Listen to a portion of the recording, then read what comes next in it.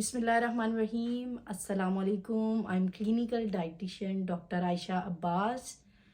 आज हम बात करेंगे हेमोरॉइड्स पे। हेमोरॉइड्स क्या होते हैं, पाइल्स क्या होती हैं और ये किस तरह से इसका ट्रीटमेंट होता है, सिम्टम्स, कॉजेज़ और साथ में इसका ट्रीटमेंट एट होम किस तरह हम कर सकते हैं। हेमोरॉइड्स जो हैं वो सूजी हुई नालियाँ होती हैं जो हमारे फेसिस की जगह बन जाते हैं, मौके होते हैं। जब वो मौके फूटते हैं तो उससे ब्लड लॉस होना शुरू हो जाता है। जब ब्लड निकलता है तो उसे पाइल्स कहा जाता है। पाइल्स किसे कहते हैं? बवासीर को कहते हैं।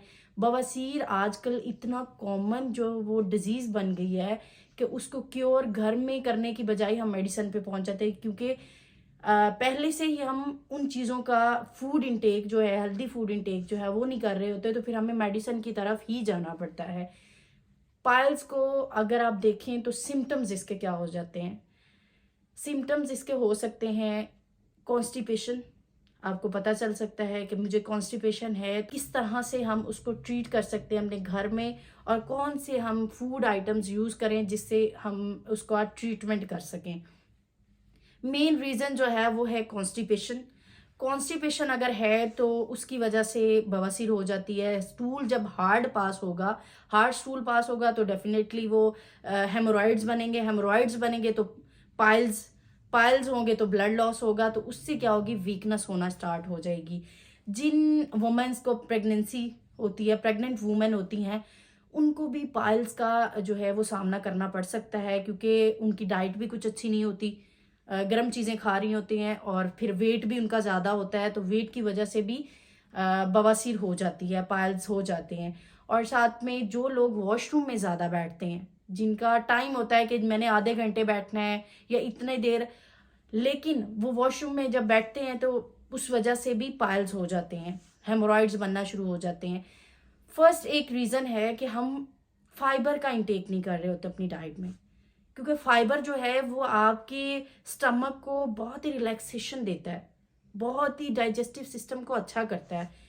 और फिर जब हम उसका इंटेक नहीं करेंगे तो फिर ये तमाम डिजीज़ेस, कॉन्स्टिपेशन और साथ में जितने भी डिजीज़ेस हैं, हमें उसका सामना करना पड़ सकता है। तो इससे अच्छा है कि हम हेल्दी फूड का इंटेक करें ताकि हमें ये डिजीज़ेस ही ना हो।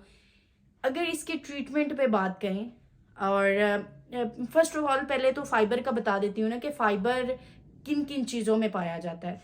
वेजिटेबल्स, फ्रेश वेजिटेबल्स आप ले सकते हैं, कोई भी हो, रॉ में लें, रॉ वेजिटेबल सैलेड ले लें, क्योंकि हम आजकल के दौर में सैलेड का यूज़ ही नहीं कर रहे अपने खानों में।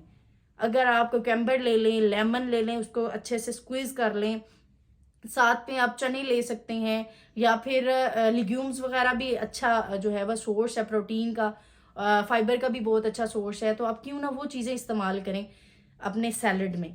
कुकम्बर ले लें, टमाटो ले लें, साथ में कैबेज ले लें, बंद गोभी बहुत अच्छा फाइबर का सोर्स है। फ्रेश फ्रूट्स ले सकते हैं अपनी डेली डाइट में और बहुत अच्छा जो फाइबर का कंटेंट फ्रूट्स में भी मौजूद होता है। सीरियल्स आप ऐड कर सकते हैं। तो अच्छी डाइट लेंगे तो कभी भी डिजीज़ आपको पकड़ नहीं पाएगी, ठीक है?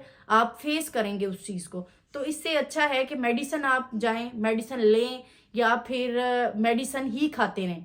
आप हैबिचुअल हो जाएँ या आपका स्टमक हैबिचुअल हो जाए और फिर जाके आप ठीक हों। तो इससे पहले ही आप हेल्दी फूड लेना स्टार्ट कर दें। हमें क्या होता है जी, हम मेडिसिन पे पहुंचते हैं, फिर वापस आ जाते हैं, फिर हम अच्छी चीज़ें खाना स्टार्ट करते हैं, फिर छोड़ देते हैं। जब आपकी रूटीन प्रॉपर सेट होगी तो कभी भी आप बीमार नहीं होंगे। घर में इसका ट्रीटमेंट बता देती हूँ आप किस तरह कर सकते हैं। एक तो फाइबर बता दिया। सेकंड है कि इसका अगर ज़्यादा मसला है, किसी को ज़्यादा मसला है तो वो किस तरह कर सकते हैं। इसके बैंडेजेस भी लगते हैं, इसके बैंड्स होते हैं वो लगाए जाते हैं। इसकी माइनर सर्जरी होती है, वो करवा सकते हैं आप। पहले तो आप घर में ट्रीटमेंट करें। नीम गर्म पानी ले लें एक टब में, उसमें बैठ जाएं 10 to 15 मिनट्स और आपको पेन से प्रॉपर रिलीफ मिलेगा, ठीक है?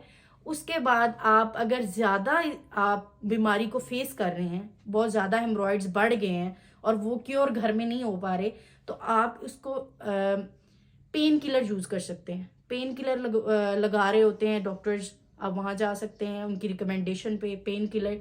फिर अगर फिर भी नहीं ठीक हो रहा है तो आप माइनर सर्जरी करवा सकते हैं।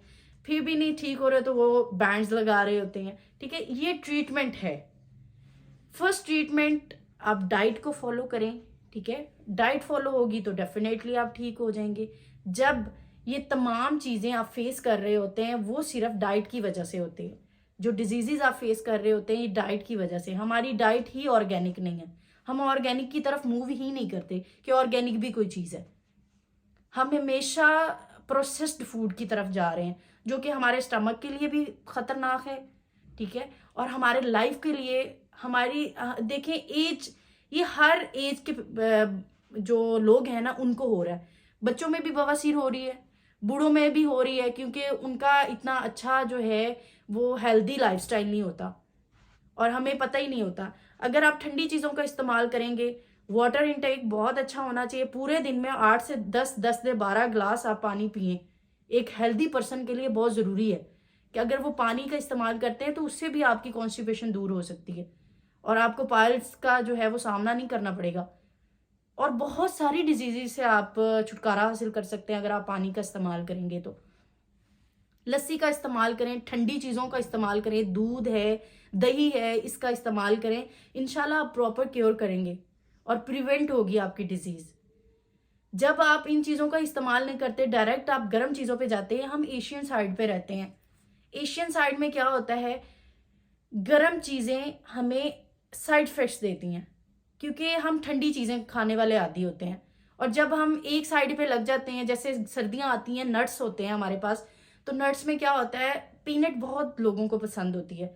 अगर एक पर्सन के पास या 2-3 लोग बैठे हुए हैं तो वो 1 kg रख के बैठे हैं, उन्होंने फिनिश करनी है।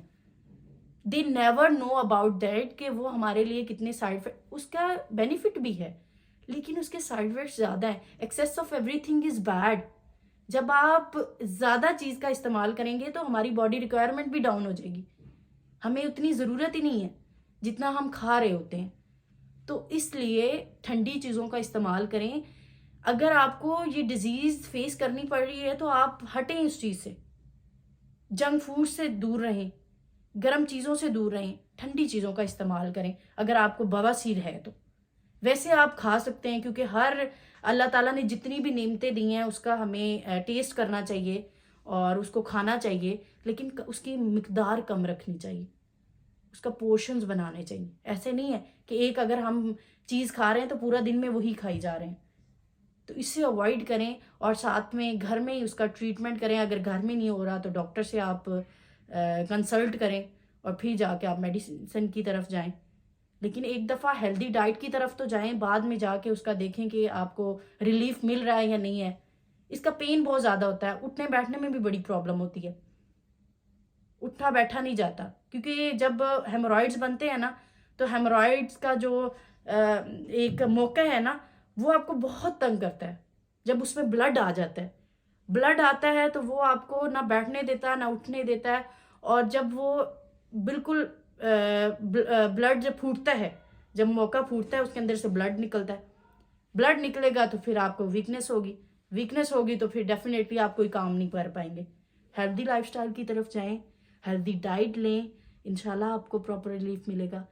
मेरी वीडियो से आपको कोई भी चीज़ पसंद आई है उसको फॉलो करें, लाइक करें, शेयर करें और कमेंट करें।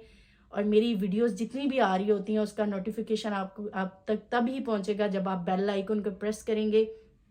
एक नई वीडियो के साथ, नई कंटेंट के साथ मुलाकात होती